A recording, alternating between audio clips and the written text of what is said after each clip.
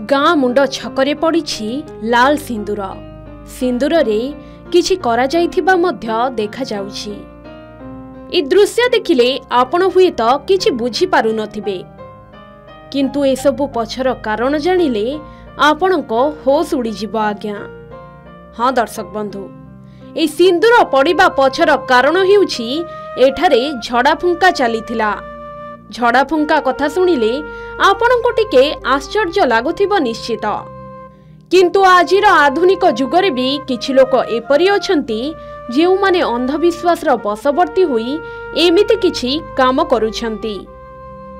एबे भी लोकंक मनरु अंधविश्वास रो मोह तुटिनी।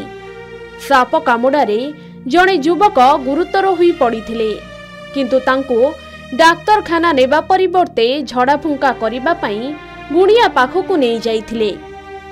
अंधविश्वास को नहीं मृत्यु परे मध्य 2 दिन हेब मृत युवकंकु झड़ा फुंका करिथिले परिवार लोके। मयूरभंज जिला बामनघाटी उपखंड आदिवासी अध्युषित बहलदा थाना शश पंचायत बारुडीही गाँव रे अंधविश्वास एभली विकल चित्र देखिबाकु मिलिछि। 2 दिन पूर्वे गाँवर चैतन्य टुडुंक पुओ कांद्रा टुडु बिलकु गोरु चराइबाकु जाइथिबा बेले एक विषधर गोखर साप तांकु कामुड़ी देइथिला। कामुड़िबा परे भी कांद्रा सापटिको बाड़ी रे पिटी पिटी मारी देइथिले।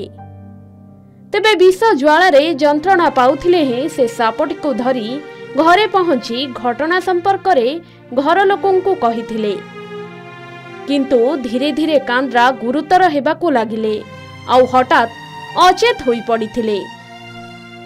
सबठारु आश्चर्यर विषय हेउछि परिवार वर्ग एवं ग्रामवासी कांद्रांको डाक्तरखाना नेबा परिवर्ते गुणियार आश्रय नेइथिले। झड़ा फुंकारे कांद्रा सुस्थ होई जीव विश्वास रखी ग्रामवासी गतकाली संध्या पर्यंत झड़ा फुंकारे लागि रहिथिले। तेबे घटना संपर्क रे जानिबा परे गाँर किछि सचेतन नागरिक कांद्राकु डाक्तरखाना नेबाकु परामर्श देइथिले, हेले सेमाने एथिप्रति गुरुत्व न देई प्रथमे झड़ा फुंका परे मेडिकल कु नियाजिबो बोली कहिथिले। तेबे शेषरे मृत्यु होइथिबा जानिबा परे ग्रामवासींक चापरे गतकाली युवकंक मृतदेहर सत्कार करा जाइछि। दर्शक बंधु, साप कामुडिले तुरंत स्थानीय हॉस्पिटल नेबा कथा, किंतु एमाने अंधविश्वास शिकार होई एमिति कले। अंधविश्वास शिकार होई अनेक लोक अछंती जेउ माने एभली भूल करूछंती, किंतु आपण एमिति भूल जमारू भी करिवे नाही।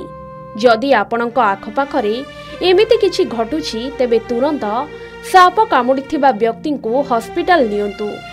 डाक्तरखाने रे ही उपयुक्त चिकित्सा करा जाई परिबो एवं व्यक्तिंक जीवन बंचिबो।